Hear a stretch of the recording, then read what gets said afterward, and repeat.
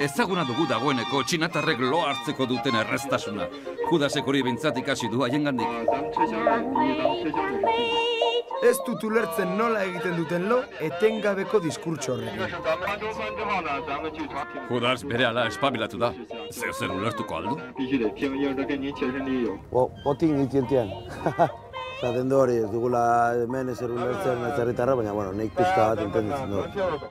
Txineko arrezitara. Elementala bai, Watson maitea. Baina arrezirainoko bidea horrela egin behar aldute. Triste.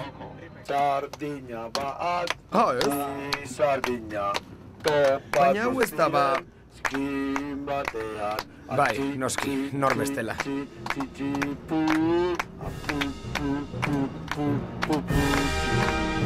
Horra, arresiaren lehenengo aztarnak. Hau da un gaz politia. Zinaiz egon hemen eserita, mugitu behar nahi.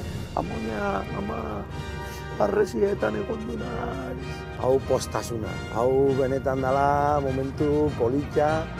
Ordu pare bat autobusean igaro eta heldu dira Badalinera, arresiko punturik turistikoenera. Judas pozarren dago. Hor dago, haiatu naiz. Baina nola igo horrea, nola igoko naiz horrea. Zizeni. Zuzen eta ezkerrera.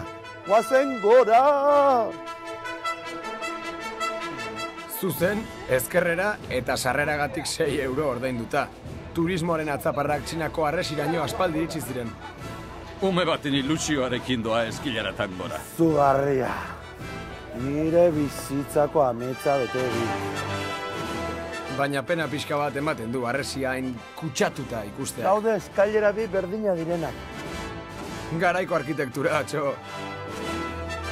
Bueno, hau kriston paisei ederra, Erretratistak ere arresian. Nik uste nuen, hemen gainean gutxienez zendak eta desagertuko zirela. Hala ere ezin ukatuko dugu halako tokiak duen historia eta xarma. 1987an, gizateriaren ondare izendatu zuten txinatarrek urteetan zehar euren izerdiaz eraikitako arresi bikaina. Gaur egun, bertako naiz kanpoko turistentzako bisitaleku soila bihurtu bada ere, garai batean Txina kanpoko inbasioez defendatzen zuen.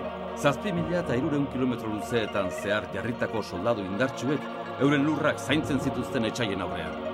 Gustora ikusiko nuke Judas halako zaindari batean bihurtuta.